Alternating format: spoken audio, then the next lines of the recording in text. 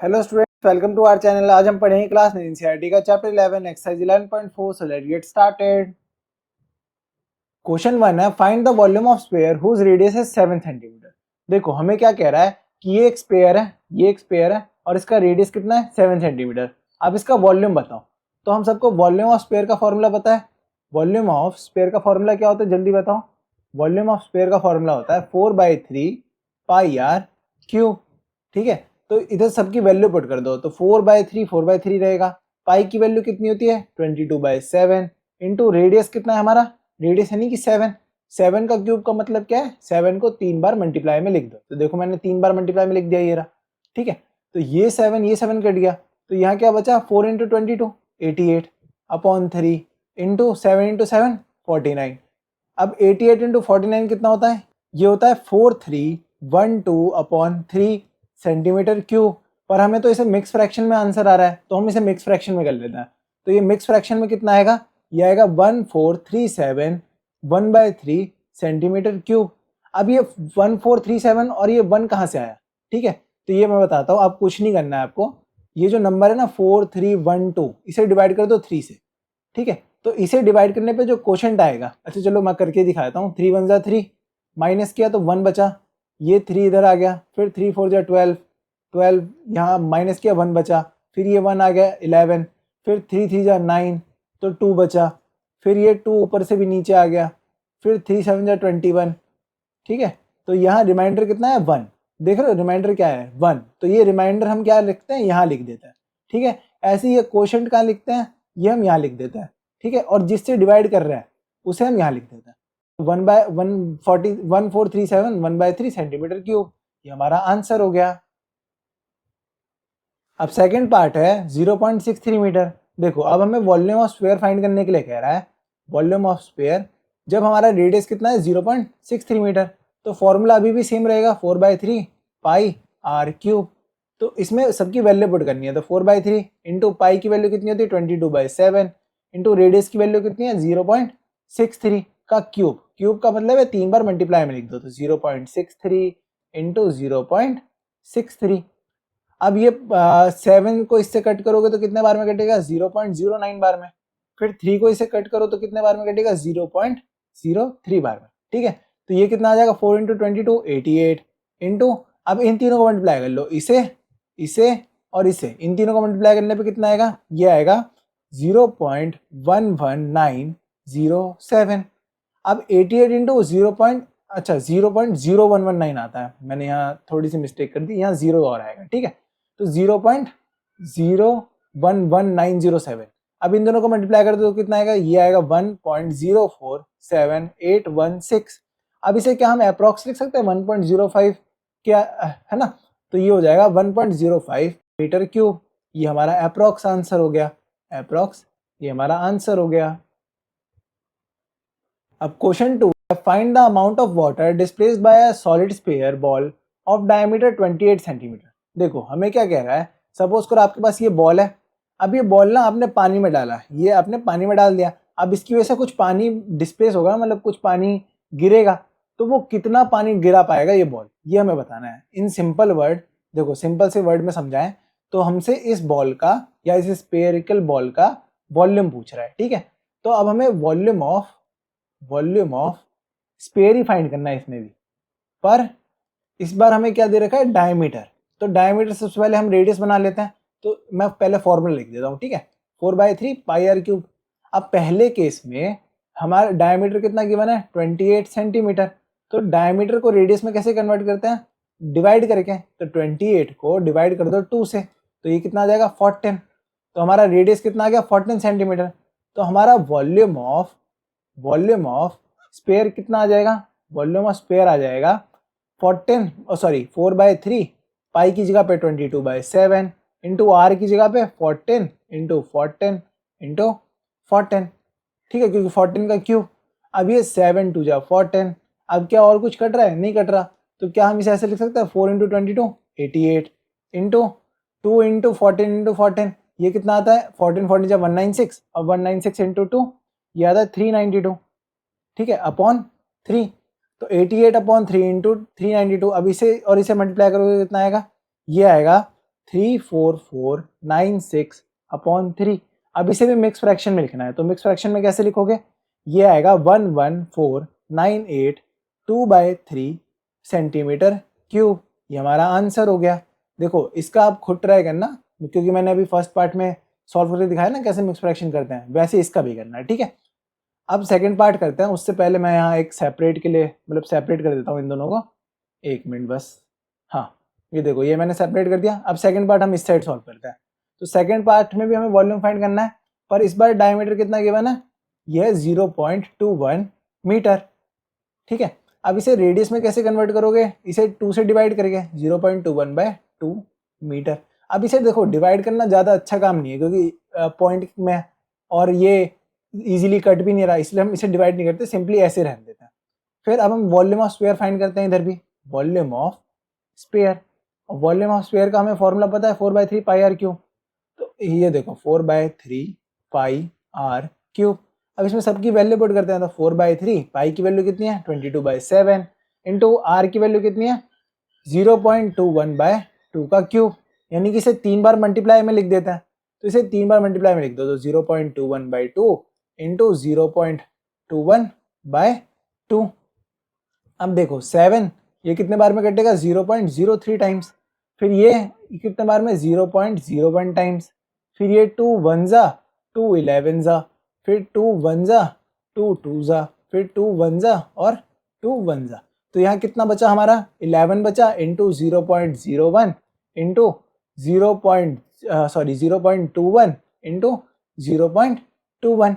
अब देखो 11 इंटू 0.11 कितना होगा, ये होगा 0.11 इंटू 0.21 इंटू 0.21 कितना होता है, ये होता है 0.0421, ठीक है। अब इन दोनों को मल्टीप्लाई, सॉरी 421 नहीं 441, क्योंकि 21 का स्क्वायर 441 होता है। तो अब इन दोनों को मल्टीप्लाई करोगे तो कितना आएगा, हमारा आंसर आएगा 0.004851 सेंटीमीटर, सॉरी मीटर क्यूब। हमारा आंसर हो गया। Question 3 है, the diameter of metallic ball is 4.2 centimeter. What is the mass of the ball if the density of metal is 8.9 gram per centimeter cube? देखो आपको क्या कह रहा है, आपके पास एक स्पेयर है, उसका वो किसका बना है, मेटल का बना है, और इस मेटल की डेंसिटी क्या है 8.9 ग्राम पर सेंटीमीटर क्यूब, यानी कि 1 सेंटीमीटर क्यूब का अगर मेटल लोगे तो उसमें कितने ग्राम होंगे 8.9 ग्राम, ठीक है। और इसका डायमीटर 4.2 दे रखा है, तो सबसे पहले डायमीटर को रेडियस में करते हैं, ठीक है। ये हो जाएगा 4.2 सेंटीमीटर।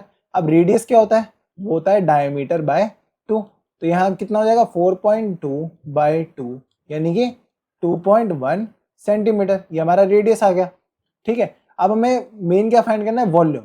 सबसे पहले हम वॉल्यूम फाइंड करेंगे, तो वॉल्यूम ऑफ मेटेलिक बॉल लिख दो या फिर स्पेयर लिख दो, ठीक है, MATALIC मेटेलिक बॉल, या फिर आप यहाँ स्पेयर भी लिख सकते हो, इक्वल टू क्या हो जाएगा 4/3 पाई आर क्यूब।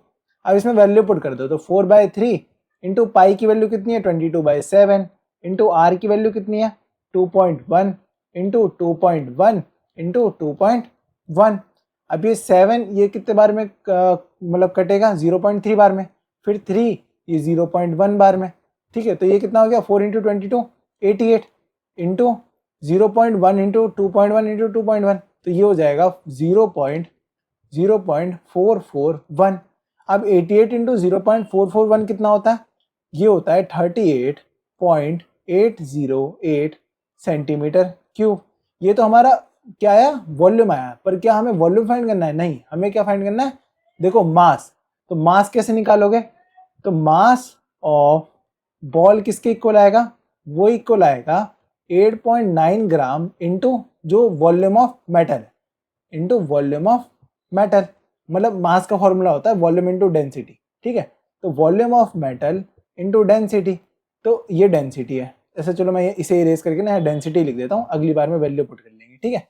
तो यहाँ क्या आएगा density into volume of metal, तो डेंसिटी किसके इक्वल है, वो है 8.9 के, इंटू वॉल्यूम कितना आ रहा है, देखो वॉल्यूम कितना आ रहा है 38.808, 38.808।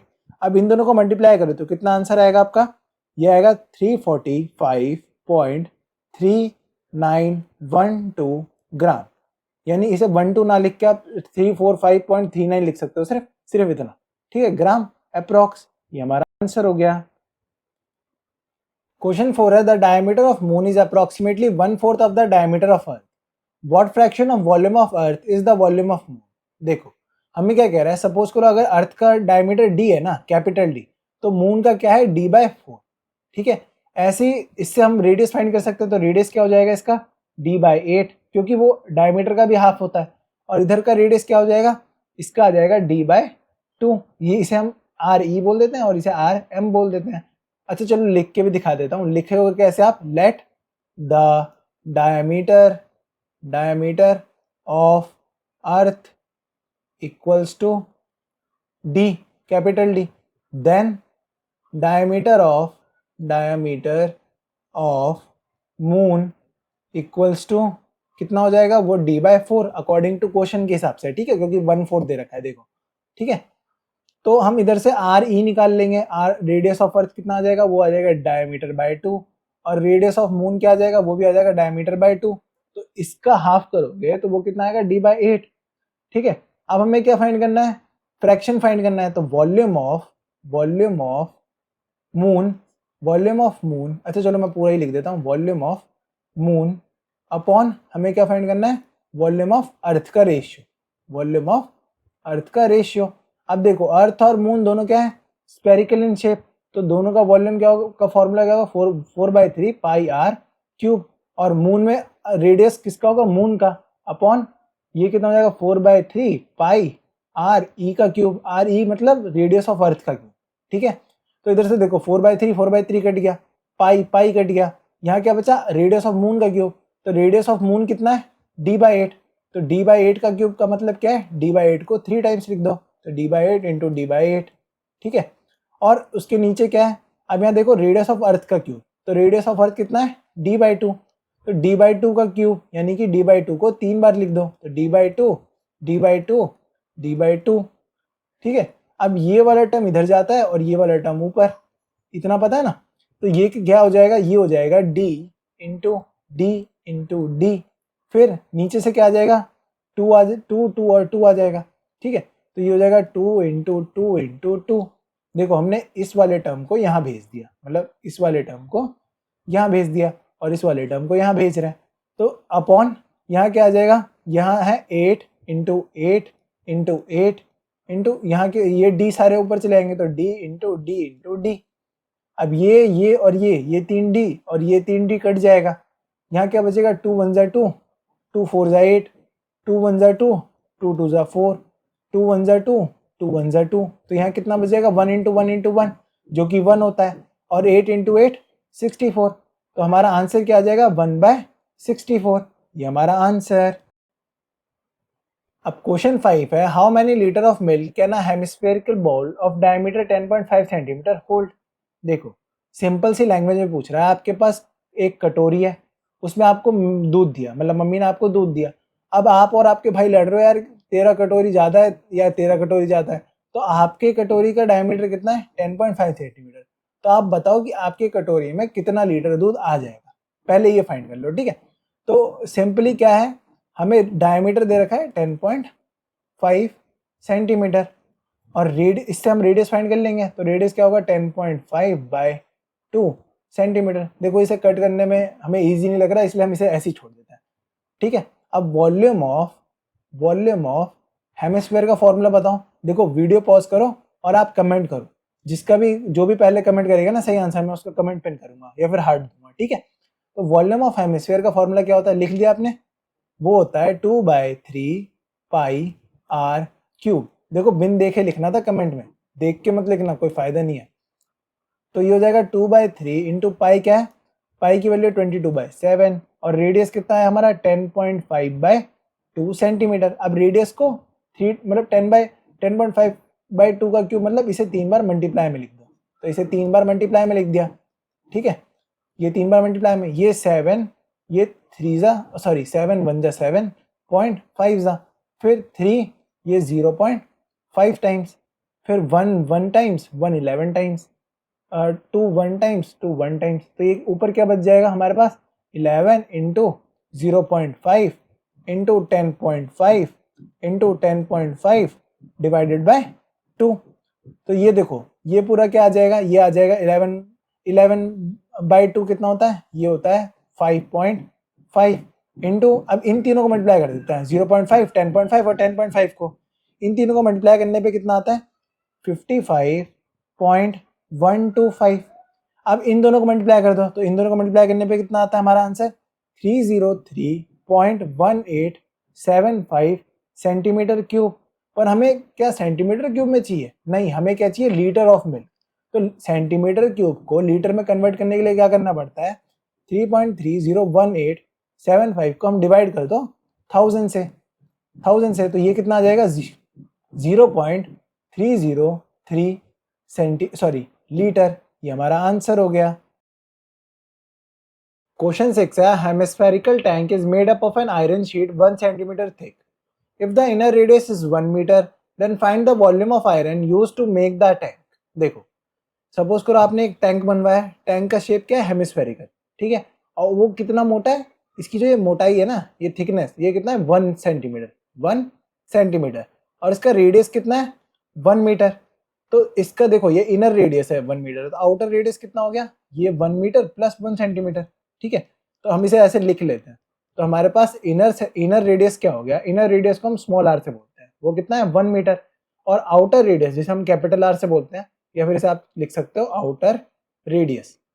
आउटर रेडियस किसके इक्वल है 1 मीटर प्लस 1 सेंटीमीटर, जो कि इक्वल होता है 1.01 मीटर के, ठीक है।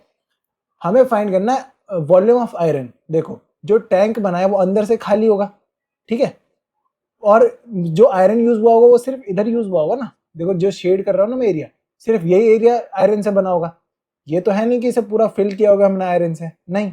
तो हम क्या करेंगे, हम बड़े वाले, ये जो बड़ा वाला हेमिस्फेयर है इसमें से ये छोटे वाले हेमिस्फेयर का वॉल्यूम माइनस कर देंगे, ये छोटे वाले का माइनस कर देंगे, तो हमारे पास क्या बचेगा, ये वाला पार्ट, ये वाला, ठीक है।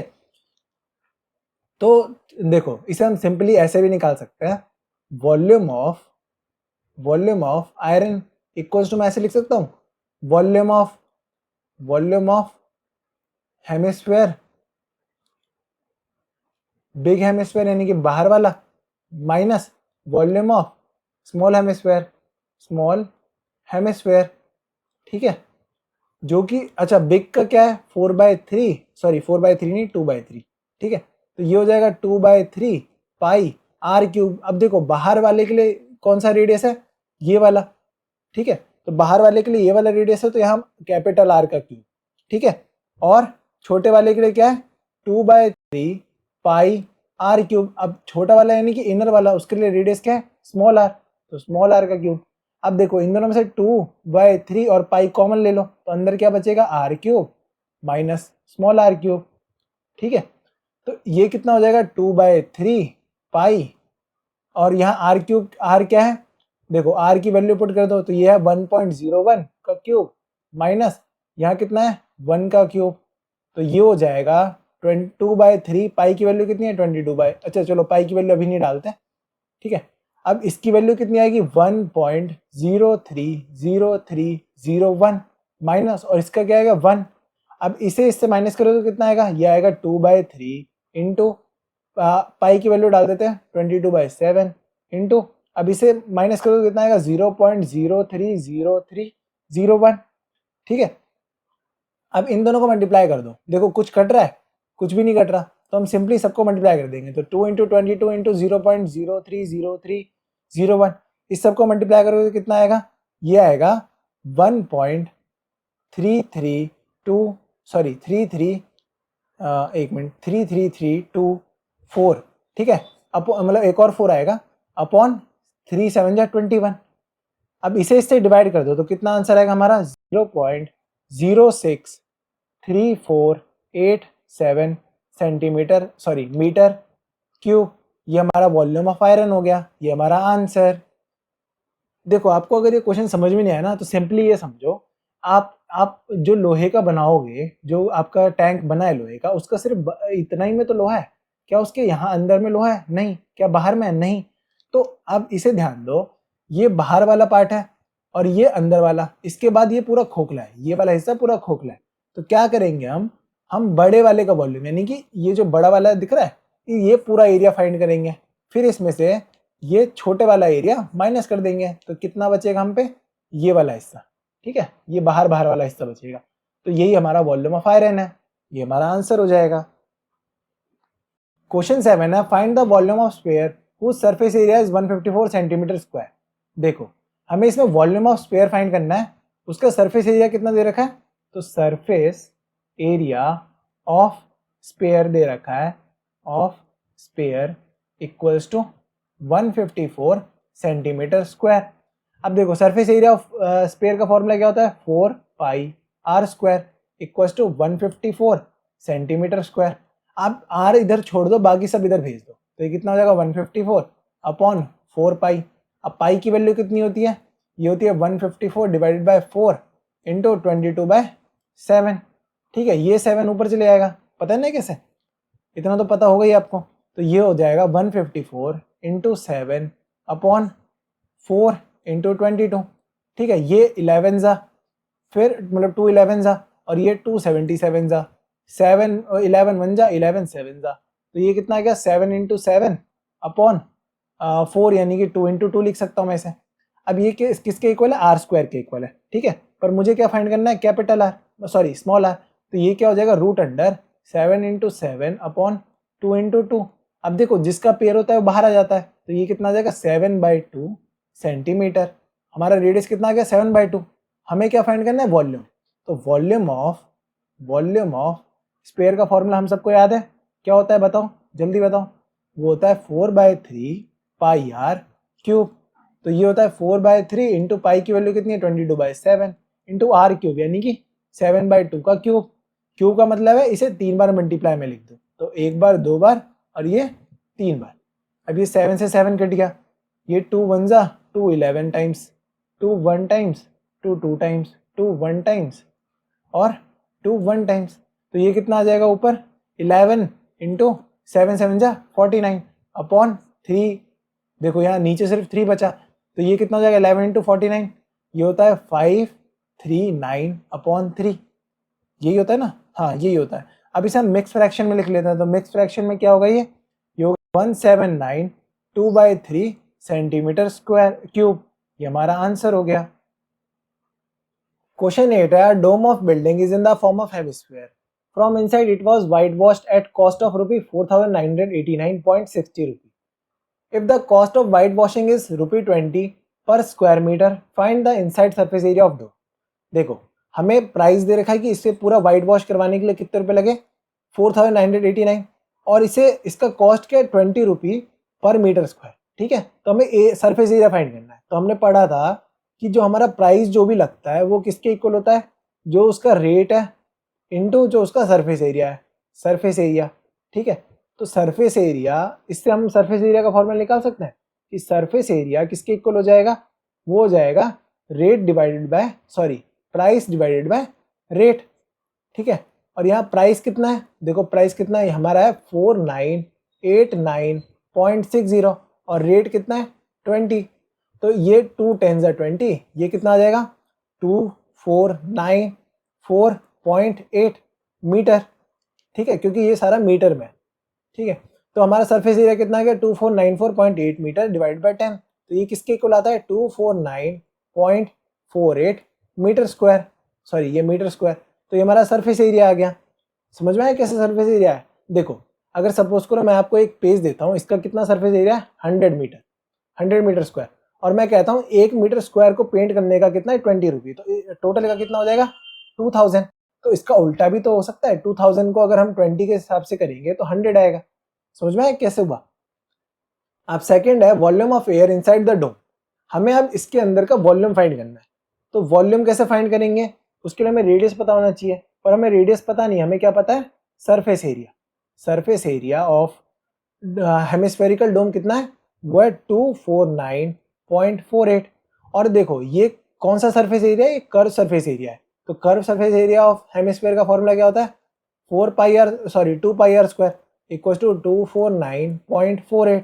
अब ये आर स्क्वायर छोड़ के सब इधर भेज दो, तो ये क्या हो जाएगा 249.48 डिवाइडेड बाय 2 इंटू पाई, ठीक है।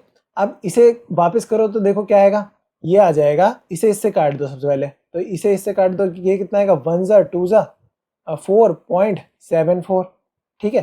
तो ये आ जाएगा 124.74 इंटू, अब पाई देखो, पाई क्या है 22/7, तो 22 नीचे और 7 ऊपर।